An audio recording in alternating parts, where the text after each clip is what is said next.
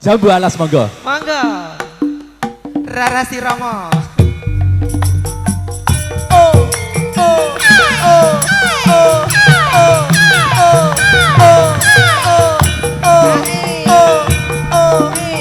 Ayo joget.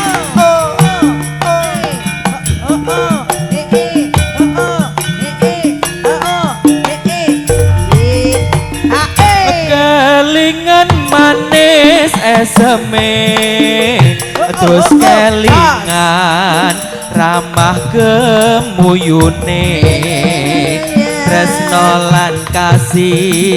kasih sayange karep atiku kapan dadi bojone.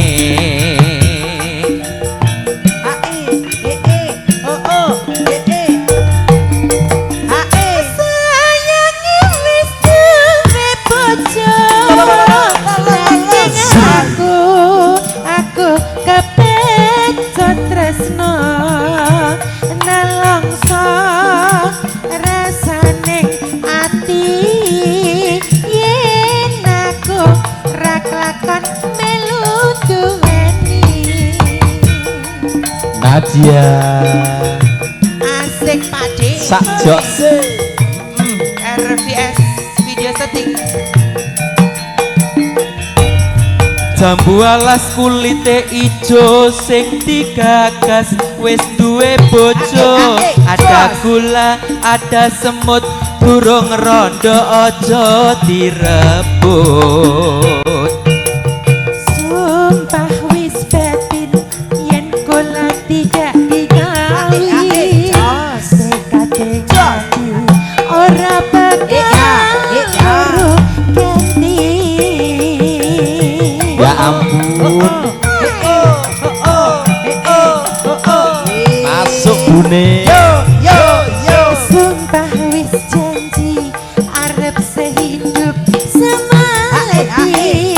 seneng lan sedih bareng-bareng dilakoni jambu alas dek manis rasane nadyan tilas tak enteni randane. Nadia Dalam iki sing kene mau bocah kok iya nyolo wedding ngendingane Kang Kodame kok metu kok padane opo mbak yo kok iso lho Mas iki kok yo aku mau nyoron loro iki gara-gara sing nyuwun ibuke lho ibuke Pandu lho nyoro wedok wong gelungan jarene ngono kok lho yo multi iso balen jane yo isin aku ning ngarepe ibu-ibu kowe iki apa to apa duwe sing ora duwe isin awakmu ki ngarepe sesindenan lho mungkin sinden pegeblok kok Nadia nggih Putri Sadumas manggolo monggo dipun dherekaken laju mawon sawet ngaten. medalipun sampun handungkap kepareng monggo ayo rene ditelasne karo mlaku ayo Mas jambu alas karo lampah lumampah wonten ing geneng nggih sayange wis duwe bojo nanging aku kebacut tresno nelongso rasaning ati yen aku ra kelakon melu duweni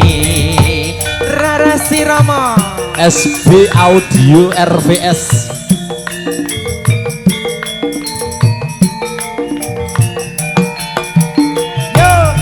jambu alas kulite ijo sing digagas wis duwe bojo ada gula ada semut durung rondo ojo direbut sumpah wis janji arep sehidup semati seneng lan sedih bareng-bareng dilakoni